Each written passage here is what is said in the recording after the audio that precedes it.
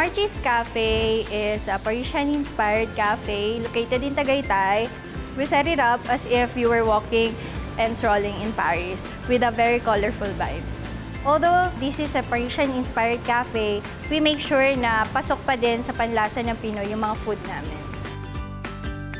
We will show you kung paano namin ginagawa ang beef tapa namin dito sa Margie's Cafe. Kasi alam natin lahat, ang Tagaytay City ay sikat na sikat sa Mahogany Market.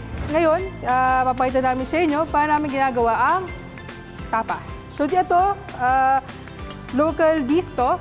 Ang gamit namin dito ay yung para pinaka-brisket na part para malasa siya. Ang sunod na ingredient namin ay pangpaalat ay toyo.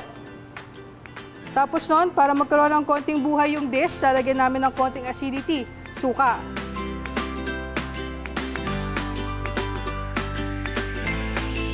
So, dahil po may marinated tayo, lulutuin na natin siya ngayon. So, kuha na po tayo ng konti, dahan-dahan ho natin siya lulutuin.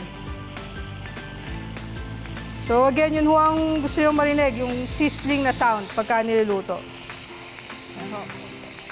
I-mix ho natin ng ganyan. Kaya ho kung makikita nyo, medyo marami yung oil para ho hindi dumikit yung baka natin sa pan.